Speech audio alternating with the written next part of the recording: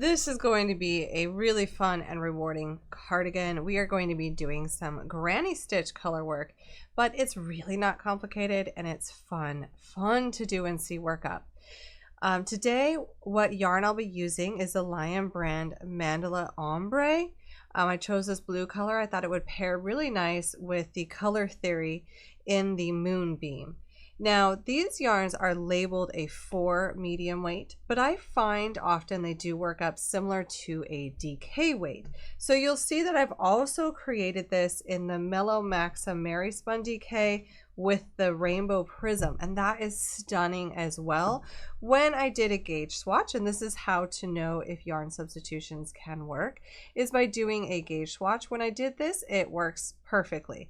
So the drape is nice and the gauge is perfect, so it will size appropriately, and that's how you'll know if you can substitute yarns and work with different brands and different styles of yarn. Now for this project today, you will also want a couple of stitch markers, a yarn needle to weave in those ends, a size 5mm crochet hook, also known as an H in the United States, and then scissors and a measuring tape. Now I say a measuring tape because I always think it's nice to customize garments to our own body, and how do we know how maybe long we want this or how long we want the sleeves without measuring ourselves or measuring the garment as we go. So I always keep a measuring tape handy when I'm making a wearable. This is going to be really fun to do this color work, so we're going to dive right in. Now let's talk construction for this garment. We are going to be creating a body panel where we'll start it from working bottom up. We're going to do one long piece that wraps all the way around our body, and then we will be splitting it into 2 front panels and a back panel. And the front panels are going to be a V-neck where we will decrease to make it really nice. And then the sleeves will be made separately and then attached. So what we'll start with is that bottom panel is going to be a very long piece, and it's a way to get introduced to this stitch before we start doing any decreasing.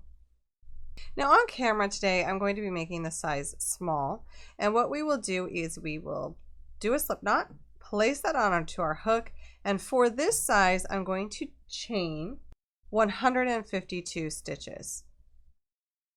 Now it will be different or bottom. I will be slip stitching a border around this, but I kind of like the bottom not having any thickness to it and going right into this design. Now our next steps is going to be to start our granny group stitch. For this very first row, we are going to start in the very first chain from the hook with a stacked single crochet. That's where we create a single crochet, but then we go back into that left bar and we pull up a loop, and then we yarn over and pull through 2. This is substituting the chains on the edges. I find it's a bit straighter on the edges by doing this, and also it's a little bit more beefy than just a chain, so it fits it a little bit better. Now I like to mark that stitch because it's easy to work around the side of it, so you want to mark that stitch just so you know where you are. And then in the very next chain, we are going to double crochet 2. Then we will skip 2 chains and we will double crochet 3 into the next.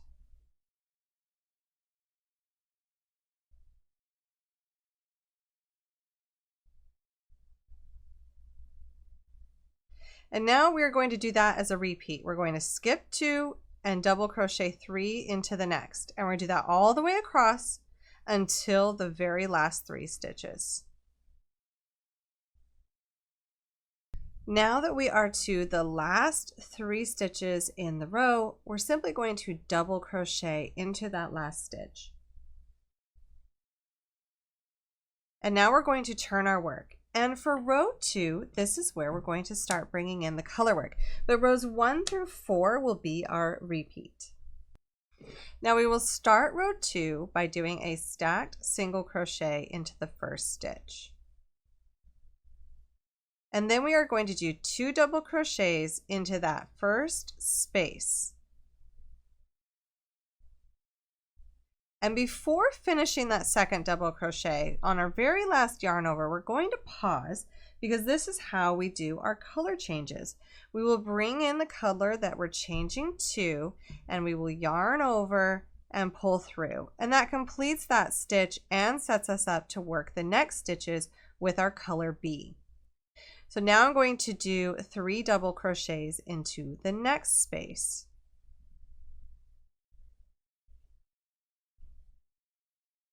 And then we will switch back to our color A and do 3 double crochets into the next space. And notice I am carrying my yarn on the back of my work. I'm not pulling it too tight, I'm just letting it float. This is the right side of our work. Our yarn will be carried on the wrong side of our work. Now I'm going to finish this group and then we'll change back again. So we're going to be working this every other stitch until we get to the end of the row. Now as we come to the last 3 stitches in the row, we're going to change back to our color A and then finish with that color A by doing 1 double crochet stitch into the last. But our next row we will be working our color B, so we want to yarn over with that. And then for row 3 we are going to be working this entire row with our color B. This also means you can fasten off your color A, because when we join it again we need it on the other side of our work. Now we are going to start with a stacked single crochet in the first stitch and then 2 double crochets into that first space. Then we'll just simply work 3 double crochets in each space till the end, and then we'll double crochet into the last stitch. But when we're working on this wrong side, we want to make sure that we insert into the space underneath any floats, because that kind of helps pull those floats up where they're less noticeable and they're not blocking that space. So as we work across, you definitely want to be conscious of that. Wherever there's a float, make sure you're working under it versus on top of it. It really cleans up those floats really well and makes the granny stitch look really nice. So finish out row 3 working it with the color B all the way across. Now for row 4, we're simply repeating row 2, and then that will get us our 4-row repeat. And we're going to repeat rows 1 through 4 until we have 24 total rows. Now you can do that longer or shorter, so you can do less than 24 or more than 24 rows. I highly recommend keeping it in pattern just to make it a little bit easier, so do it in increments of 4 if you're going to adjust that length. This is from the underarm down. I'm making this one a little bit shorter, but you could make it as long as a duster if you wanted to. You simply just keep working more rows. So this is a great time to enjoy this granny stitch color work, watch your favorite show, listen to your favorite podcast or book, and just enjoy being with your crochet. And I will come back when I have this section worked up. Now for this row 1 of this first panel, we're going to be starting with our color A, and we're going to start with a stacked single crochet, but then we're going to do something a little bit different here. We are not going to work the 2 double crochet stitches into that first space. Because we're doing a V-neck, we're going to skip it and go right to the next space and work 3 double crochets. And now we are going to continue to work groups of 3 double crochets until we have 11 groups. So now that we have our first double crochet, we're skipping that first space and then we're working 11 groups across. The last thing we will do for this row is to simply double crochet 1 into that next space. And that's it. We're going to turn. So this is what row 1 is going to look like. It'll be slightly different stitch count for your size, but same concept. And now we're not going to work the rest of this row. We're just going to leave that there. We're going to turn our work, and we're only going to be working this first panel. Now we're going to work row 2, and row 2 and 3 will be our repeat rows.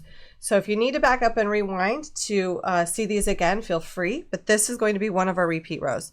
So we're going to start by doing a stacked single crochet, working with the color that we need to, and then 2 double crochets into that first space, because on this side of the panel where we're going to be putting our sleeve, we're not going to be decreasing, but we will be decreasing along this edge because that's where we want our V-neck. We're going to continue to work this in the colorwork pattern until we get to the last 4 stitches of this row.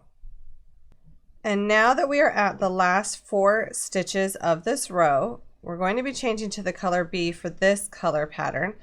And we're simply going to skip 3 and double crochet into the last. And then turn our work for row 3. Now for row 3, we will start by doing a stacked single crochet. But once again, we're going to skip this very first space. We're not going to be doing 2 more double crochets there. We're just going to do the stacked single crochet and go to the next space and do 3 double crochets. And this is where we're just going to work in pattern after decreasing along that edge. And we're going to work to the end of the row for row 3. As we get to the end of row 3, we'll simply double crochet in the last, and that's just like our normal pattern along this edge. And then we will turn our work. Now we're going to be repeating rows 2 and 3 until there are a total of 12 rows in this first section, and that's going to create that V-neck along the front. So repeat the last 2 rows until you have a total of 12 rows for this section.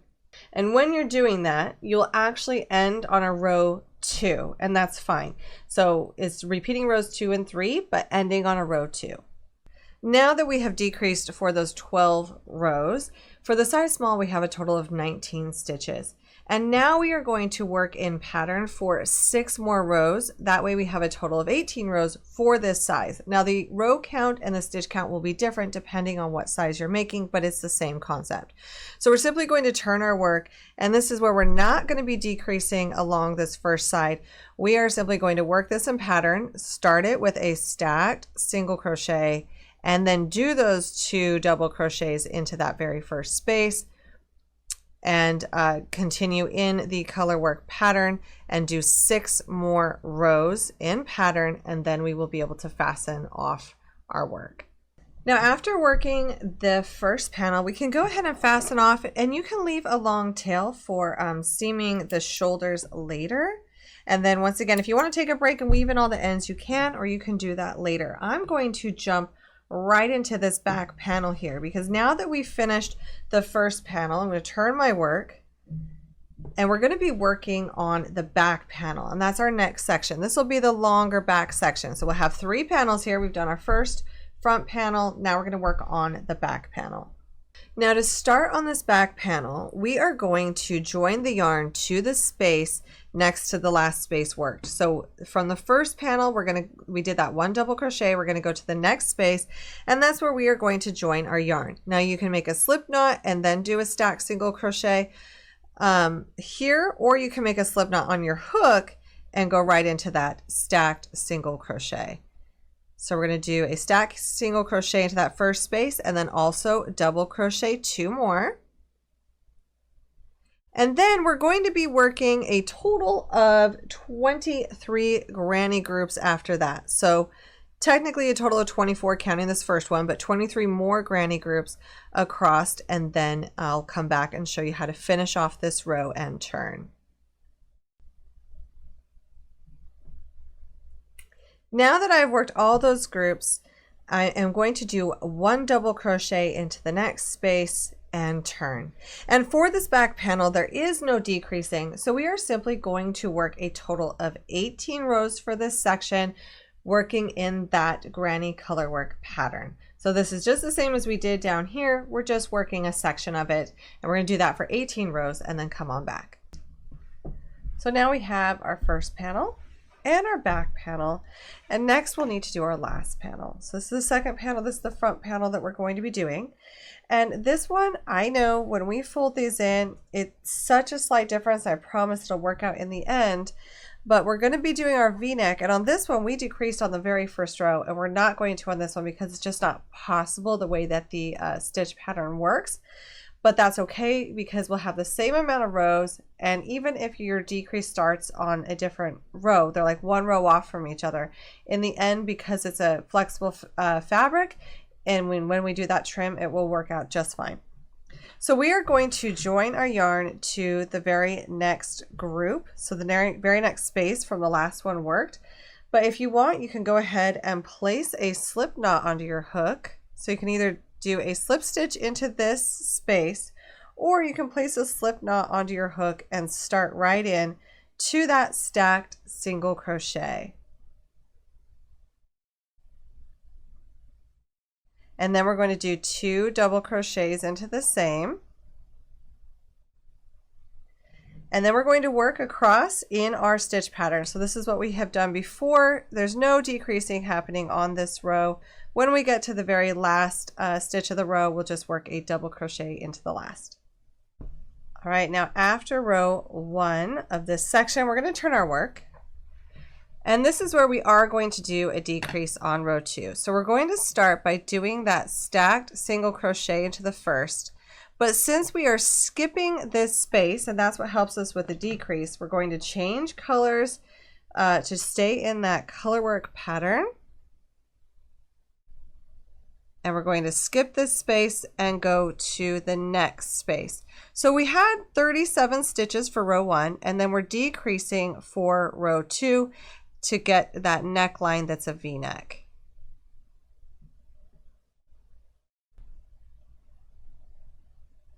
And then the rest of row 2 works in pattern. We're going to work it to the end here just like we have for the rest of the rows. We're just stopping at this point. Now at the end of row 2 for this section, we can fasten off the color A because we are going to be using just our color B for this next row. I'm going to turn my work. Now for row 3, we're going to start with that stacked single crochet, and then we are going to work 2 double crochets into that first space. So this one starts just as it normally would along an edge. And then we're just going to be working those groups across until the end, and at the end we're going to do another decrease at the end of this row. Now at the end of row 3, we have 4 stitches left, and this is why if you have a hard time on these edges, especially where they're decreasing, throw a stitch marker every single time you start on this side. That way we know what stitch to work into last. But we have 4 stitches left, and we're simply going to skip 3, and this will help decrease it, and we're going to work a double crochet into that last stitch. And that is row 3. So to do our repeats for this one, for rows 4 through 13, we are going to repeat rows 2 through 3. And then we'll have a little bit left, just like we did on this side, without doing any decreasing. And we will do that in this size for 5 rows. And then we will have matched the same height, and we'll have a total of 18 rows for this section. So I'm going to work that up, and you do the same, doing those decreases, those rows 2 through 3 decreases, and then after that working it without decreasing until it matches your first panel in height, and then come on back. Now once we have finished crocheting the body part, our next steps are to seam at the shoulder. So I have the wrong side facing me, and I'm going to fold in each side, and then it's these shoulder parts that we will be seaming. So we're going to start by matching these up, and then we're just going to stitch them together. And the nice thing is we're just stitching 1 stitch per stitch on each side. So we're just going to stitch each stitch together across. Now I've zoomed in here so you can see how I am seaming the shoulders, and I'm just going through the outside loops here of each stitch and going back and forth between those stitches and seaming them together. It goes pretty quick. You can do a whip stitch, you could get your crochet hook and you could slip stitch across. It's whatever look that you like best for the top of the shoulder. The main thing is just get these stitched together on each side. Now after seaming the shoulders, the next step that we're going to do before adding the sleeves, so we're not fighting as much fabric to do this, is we are going to work a trim all the way around the front, back of the neck, back down to the front and around the bottom, and that will make it look really nice on the edges. Now I'm going to do a different style of trim today than I normally do. In some of the other patterns in the collection, I've had you slip stitch around and then come back and single crochet in the back loop only, but I want to show you an alternate option to doing that where you only have to work around this 1 time. Now I am going to attach my yarn to the bottom of this. I just think it won't be very noticeable if I do it kind of the bottom on the side. And so to do that, what you can do is you can place a slip knot onto your hook, and then we are going to start with a single crochet. So I'm going to zoom in. We're going to pick a spot here, and then we're going to start with a single crochet. Now, I want to show you this trim in a different color. I will be doing my final trim in the plain moonbeam color, but I want to show you with this peach just so we can see our stitches and see what's going on here.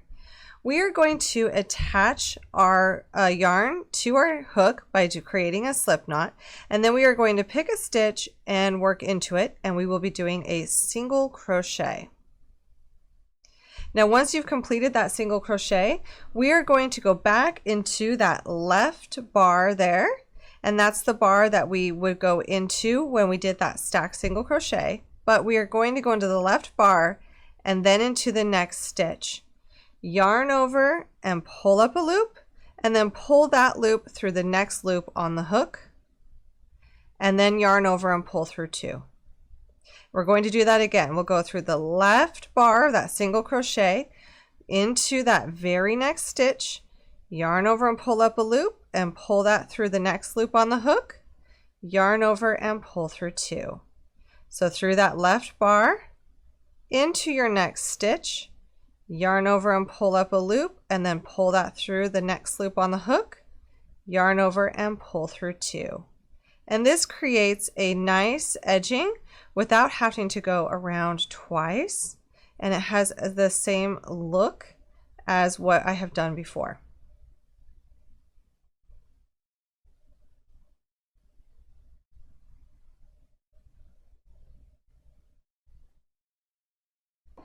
Now this is a really nice edging to do. We're going to work this all the way around. Now when you get to these edges, we will want to be working 2 stitches per double crochet row. That means when we go to the next stitch, we're just going to insert along the side, and we're going to do that 2 times per row. So here I am working the last stitch along the bottom of this, but I want to know on the corners, we are going to be working more than one of these. So I'm going to go ahead and chain 2 before starting the next part of this.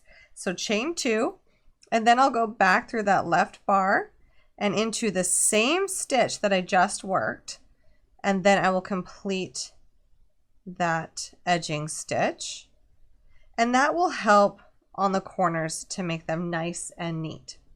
And now I'll be working alongside one of these edges that doesn't have defined stitches, but we will be working 2 stitches per edge. So you're just going to insert your hook into one of the loops along the edge, and then we're going to keep working that stitch. So back through that horizontal bar, and now for this next row, I'll do 1 stitch here, and then we're going to do another stitch on that row as well.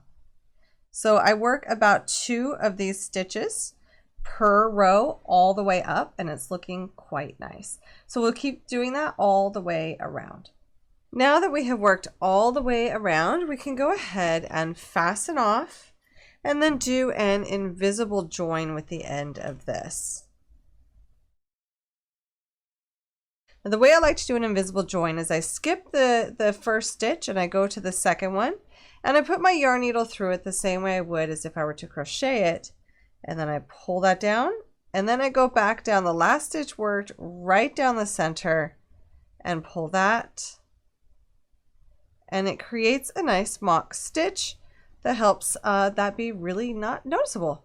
So I'm going to weave in my ends here. Now our next step is to make a couple of sleeves. I've already done one sleeve to show you kind of where we're headed, and this is a wide sleeve, so we're not doing any type of tapering for this design. So really we're just making a really big long cylinder, but I want to mention that as you are working this, you can always place the body piece on after you've seamed the shoulders, and then hold the sleeve up to where you would be seaming it to make sure that the length is what you want, because you can always add or remove rows to get the sleeve length just right for your body. No one has the same length of arms, so you want to make sure that this fits your body the way you want. So I'm going to go ahead and get started here, and we're going to talk about how to work this sleeve in the round, joining and turning.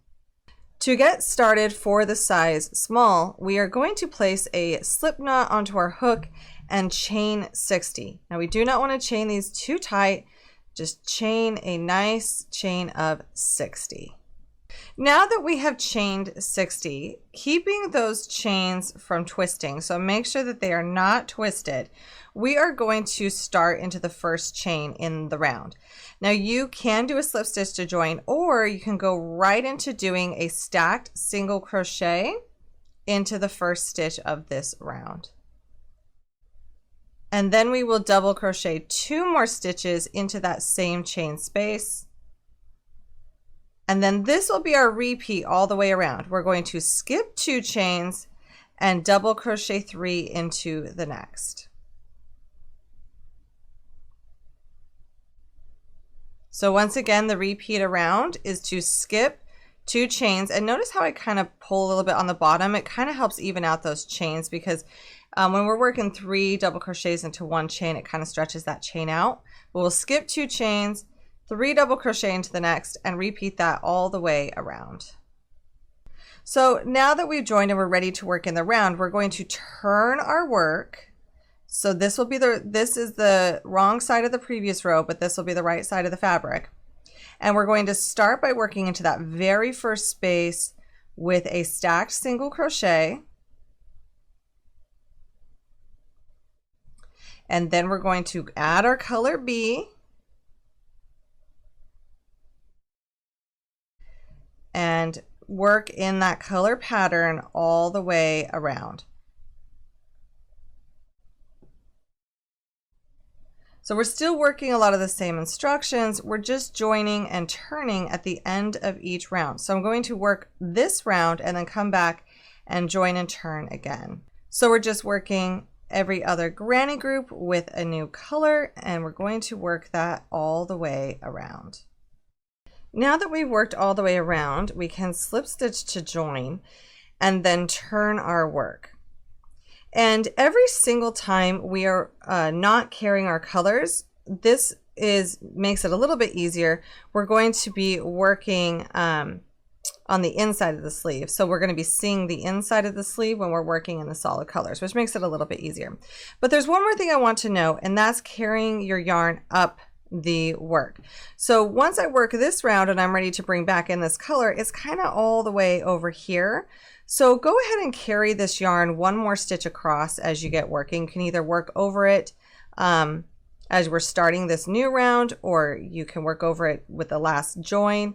But if you do that, and it's not necessary, but it just decreases that float when we go to use it again, because now when we join here and we're ready to work this color again, it's a lot closer to where we need it to be versus way over here.